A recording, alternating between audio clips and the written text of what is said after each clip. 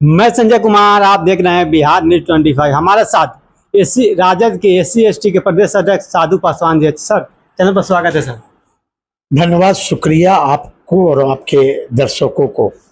बिहार में सर नया एनडीए की सरकार बना है, सम्राट चौधरी बिहार के मुख्यमंत्री बने हैं। अब ग्रामीण क्षेत्र में, पंचायती क्षेत्र में भी अब टैक्स लगने जा रहा है। ये विनाश काले विपरीत बुद्धि है। आजादी के इतने साल बीतने के बाद बिहार में कई मुख्यमंत्री बने, लेकिन उन्होंने पंचायत स्तर पर टैक्स लगाने का काम नहीं किया। और इससे ऐसा प्रतीक होता है कि इनसे पहले जो वर्तमान में मुख्यमंत्री थे आदरणीय नीतीश कुमार जी, चुनाव को देखते हुए उन्होंने जो 10,000 रुपया महिलाओं को दिया, जी सर, बिहार बिहार का खजाना खाली हो गया। सम्राट चौधरी जी के मुख्यमंत्री के शासन काल में अब ऐसा स्थिति हो गया है कि वेतन तो मिल नहीं रहे हैं, पेंशन भी नहीं मिल रहे हैं। और जो पंचायत स्तर पर जो इन्होंने टैक्स लगाया, पानी पर तो टैक्स तो लोग दे ही रहे हैं नल जल योजना के तहत, लेकिन वही है, एक कहावत है, विनाश काले विपरीत बुद्धि है। बबूल का पेड़ बोइएगा तो आम का पेड़ कहाँ सोइएगा, है ना। इसलिए जिस तरह बोझ पंचायती स्तर पर ये बढ़ रहे हैं, बोझ है ना हुआ भाई। जी सर। ना उसको शुद्ध पेयजल दे रहे हैं, ना उसको सड़क की रोशनी दे रहे हैं, हाँ, ना वहाँ स्कूल की व्यवस्था है, ना वहाँ ना कॉलेज की व्यवस्था है। तो फिर टैक्स कैसा? टैक्स तभी ना लगेगा पंचायत स्तर पर कि आप उसको सड़क के मरम्मत करवा दो, अस्पताल दे दो, वहाँ डॉक्टर बैठे, टीचर की व्यवस्था हो, स्कूल की व्यवस्था हो। यहाँ तो कुछ है नहीं सर। एनडीए का कहना है कि माने विकास के लिए टैक्स उछला जा रहा है। अब विकास कैसा? विकास भाई, विकास कैसा? एक भी नाम बतावे ना भाई। विकास बतावे। दिन प्रतिदिन एक लड़का हमारा यहाँ करबिगैया में सेक्स रैकेट के बारे में आवाज उठाता है, हाँ, सड़क पर निकलता, आंदोलन करते हैं, उसे काउंटर कर दी जाती है, उसे मार दिया जाता है। यही बिहार का विकास है क्या? बिहार का मुख्यमंत्री का जो वर्षन है कि हरा गमछा को देखो और उसको टारगेट करो, यही मुख्यमंत्री का है। कई मुख्यमंत्री हुए, नीतीश कुमार जी सबसे ज्यादा मुख्यमंत्री रहे, क्या उनका वर्षन कभी सुने हैं? एक जाति के प्रति उन्होंने सुना? इनके राज में सबसे ज्यादा बुलडोजर से मकान दलितों को तोड़ा गया, खासकर एक समाज के लोगों को। संविधान में लिखा है, कानून में ये लिखा है कि मकान तोड़ने से, बुलडोजर चलाने से पहले उसको कहीं व्यवस्था करो। आपने तो किया नहीं। सर, बिहार में एनडीए की सरकार बना है, बिहार में दलितों को बहुत अत्याचार हुआ, लेकिन चिराग पासवान वहाँ नहीं गए, लेकिन भरत तिवारी इनका एनकाउंटर में वहाँ पहुँच गए हैं। सर, अब भाई तब चिराग जी बताएंगे ना, चिराग जी अपनी परेशानी अपने बताएंगे ना कि चिराग जी भरत तिवारी जी वाला में क्यों गए, पासवानों वाला में क्यों नहीं जाते हैं। वो तो अब तो उन्हीं को बताना पड़ेगा। मुझे तो जाने का मौका सब जगह मिला, मैं तो गया। मेरी पार्टी के और भी शीर्ष न कल भी मैं समस्तीपुर में था, एक यादव समाज की हत्या हो गई, एक कुशवाहा की हत्या हो गई।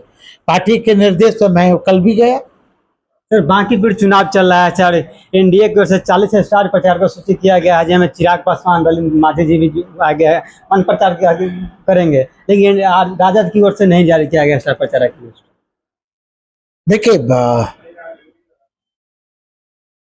चुनाव आयोग से 40 स्टार प्रचारक हुआ है आवंटित बीजेपी की। हम लोग नहीं, हमें भी हुआ। अच्छा, हमारे पार्टी को भी हुआ। आप लोग के अभी लिस्ट जारी नहीं किया गया। लिस्ट जारी नहीं किया गया है, शीघ्र जारी होगा। सर, अब क्या काम कीजिएगा आप बांकीपुर में कि दलित आपको वोट दे? पहले भाजपा के लोग से पूछिए ना कि क्यों दे भाजपा के वोट, क्यों दे। उनका तो मंत्री है, विधायक भी है, इसलिए सब क्यों दे। यहाँ उम्मीदवार बदला जा रहा है भाजपा का, है नितिन नवीन का जी का राष्ट्रीय अध्यक्ष का उम्मीदवार था, उसको हटा दिए। केंद्र की संगठन में बीजेपी और बिहार के संगठन में बहुत पट नहीं रहा है, अच्छा। ठीक नहीं चल रहा है। एक उम्मीदवार को आपने बदल दिया, दूसरा उम्मीदवार को आपने ला दिया। जो व्यक्ति मीडिया के सामने एक शब्द नहीं बोल सके तो वो व्यक्ति बांकीपुर की जनता की आवाज सड़क से लेकर सदन तक कैसे उठाएगा? सवाल यहाँ उठता है। सवाल ये उठता है कि बीजेपी का वोट क्यों? यूपी में महागठबंधन की सरकार है, आरजेडी की सरकार है। यूपी में जब योगी जी की सरकार है, हमारा पड़ोसी मित्र है, राज्य है ना, पड़ोसी राज्य। जी सर। जब वहां बीजेपी की सरकार है, सबसे ज्यादा सुरक्षा श्री राम मंदिर में रहता है, सीआरपी का, बीएसएफ का, आईटी सभी सेना का। फिर वो वहां से चोरी हो जा रहा, चंदा चोरी 200 करोड़ हो जा रहा है। आई लोग जय श्री राम के नाम पर वोट मांगते हैं। यूपी में राष्ट्रीय अध्यक्ष बीजेपी का जाते हैं, उनके सामने हनुमान जी को गाना पर नचवा दिया जाता है। ये सनातन धर्म की लोग बात करता है। क्यों ये गिरिराज सिंह चुप है भाई? टीका चंदन लगा के क्यों चुप है? उन्हें तो सनातन की बात बहुत हल्ला करते हैं, वो सनातन की हल्ला करते हैं ना, तो क्यों चुप है भाई? योगी सरकार से इस्तीफा क्यों नहीं मांगे? वो लोग कह रहे हैं कि जांच चल रहा है, प्रशासन कार्रवाई करेगी। जांच कितना दिन से चल रहा है? किसी मुख्यमंत्री को गाली दे दिया जाता है, प्रधानमंत्री के परिवार को गाली दे दिया जाता है, तो 12 घंटे के अंदर आप उसको खोज लेते हो। 200 करोड़ कोई बड़ी चोरी नहीं है ना, कोई बड़ी चोरी नहीं है ये। आप बताओ ना कि राम मंदिर को किसने उद्घाटन किया? मोदी जी की। मोदी जी किए। झंडा तोलन किसने किया? मोदी जी ने किया। सदस्य किसने बनाया? मोदी जी ने बनाया मेंबर।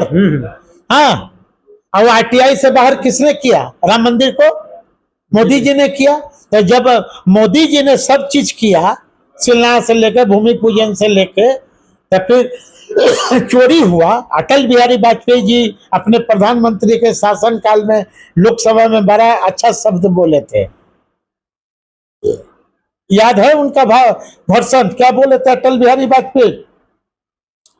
कि जिस देश में चोरी होने पर, गांव में जब चोरी होता तो चोर हिलता तो कुत्ता नहीं भौंकता है। कुत्ता भौंकना छोड़ दे तो समझिए कि चोर वही है।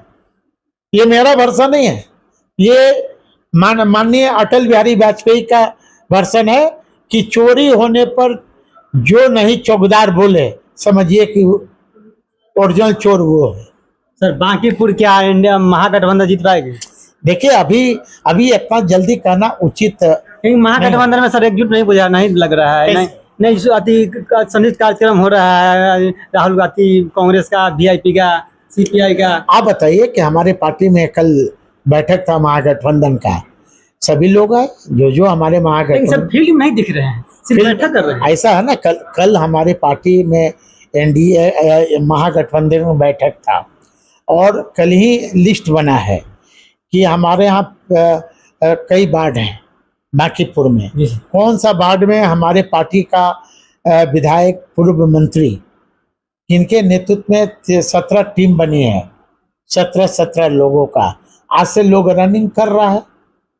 ये हमारे साथ है साधु पासवान, जो कि राजद के वरिष्ठ नेता थे और लालू यादव के करीबी नेता थे, हमारे साथ बात करने के लिए थे। वीडियो कैसा लगा अपना कमेंट कीजिए। धन्यवाद।